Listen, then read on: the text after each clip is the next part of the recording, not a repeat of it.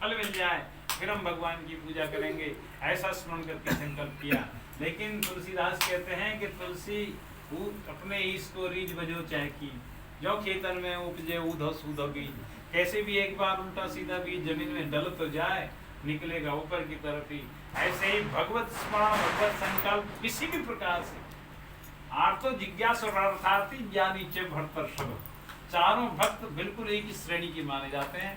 आर्त हो, जिज्ञासु हो, अर्थार्थी हो, कोई भी हो, जो भी जिस भाव से भी अगर भगवत स्मरण कर रहा है तो कैटेगरी एक ही है। यहाँ तो क्लास अलग अलग हो सकती हैं, लेकिन जैसे क्लास फर्स्ट में आवे, सेकंड क्लास में कोई फर्स्ट आवे, थर्ड क्लास में कोई फर्स्ट आवे, तो होते तो सब अलग क्लास के फर्स्ट डिवीजन है, और सिर्फ एक तरह की मिलती है, फर्स्ट डिवीजन की एक ही सीट मिलती है ना। तो ऐसे ही कोई किसी भी क्लास का व्यक्ति हो, अगर भगवत स्मरण कर रहा है तो भगवत कृपा में किसी के पास भेद नहीं है, वो सबको एक जैसे मिलता है। और उन साधु वैश्य ने जैसे ही संकल्प किया, भगवान कृपा करके 10वें महीने में उनके घर में कन्या रत्न का जन्म हुआ, और सूर्य की चंद्रमा की शशि कला की तरह बढ़ती उस कन्या का स्वरूप देख करके कलावती उस कन्या का नाम रख दिया गया। बोलो सत्यनारायण भगवान की जय। कलावती दिनों दिन बढ़ने लगी। उनकी पत्नी लीलावती ने कहा, स्वामी आपने भगवान कथा का संकल्प किया था, वो किया नहीं, फिर करा देंगे, ऐसी कौन सी जल्दी है, अभी तो ये 5 साल की हुई है, इसका जन्मदिन मनाएंगे तब कर देंगे, तब भी भूल गए।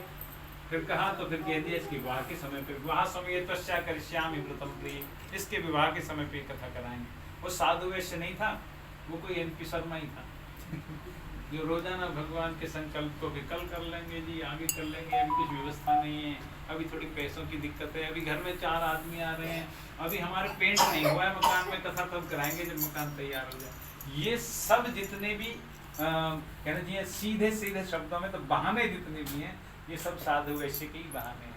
हम एक ना एक तरीके से सभी के सब साधु वैश्य हैं, जो प्रातः काल में भगवान के पूजन को इसलिए स्किप करते हैं कि हमें ड्यूटी जाना है, देर हो रही है, कैसे करें, वो सब साधु ही हैं। क्योंकि ड्यूटी तो फिक्स है, लेकिन उठना तो फिक्स नहीं है, 10 मिनट पहले उठ सकते थे। हम 6 बजे उठ के अगर 7 बजे ड्यूटी जाते हैं तो 5:45 बजे उठ सकते थे। कहने का अभिप्राय, सब जगत में जितना भी है हम अनर्थ असत्य का भाषण करते हैं, इसलिए साधु वैश्य हैं। साधु वैश्य ने ऐसा कह करके विवाह के समय तो उसको टाल दिया, और कन्या का योग्य वर देखकर विवाह भी करा दिया, लेकिन भगवान की कथा नहीं कराई। बोलो सत्यनारायण भगवान। और जैसे हम सब लोग ये न केन प्रकारेण नाना प्रकार के क्लेशों से कलेशित होते हुए भी ये ध्यान नहीं कर पाते कि हमारे क्लेशों का कारण क्या है, साधु वैश्य भी नहीं समझ पाया कि हमारे क्लेशों का कारण क्या है। तो भगवान ने कहा कि मुझे समझाना भी आता है। कैसे? ऐसे समझाना आता है कि जमाई राजा को लेकर व्यापार करने के लिए गए थे, चोरी के इल्जाम में पकड़े गए, जेल में डाल दी, और उधर घर में कलावती लीलावती, कुछ चोरी हो गया, कुछ नष्ट हो गया, कहीं आग लग गई।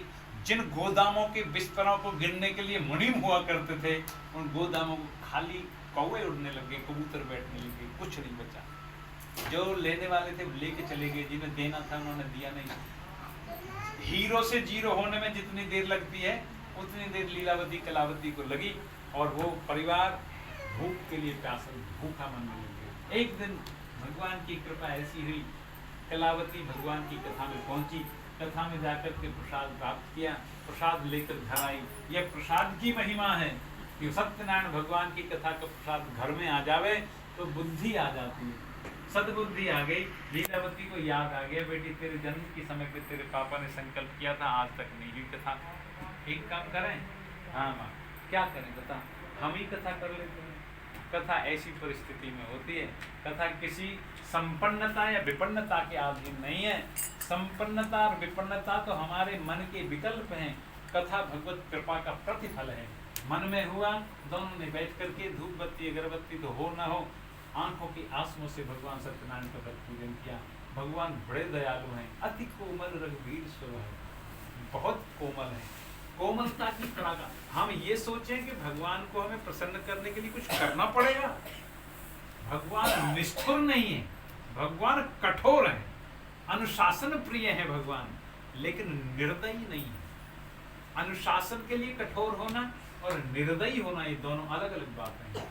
भगवान अनुशासन को पालन कराने के लिए ही इतना सारा लीला मात्र करते हैं, लेकिन उद्देश्य है जीव को सदैव और सदैव एक कल्याण के मार्ग में प्रशस्त करने का। बोलो सत्यनारायण भगवान की जय।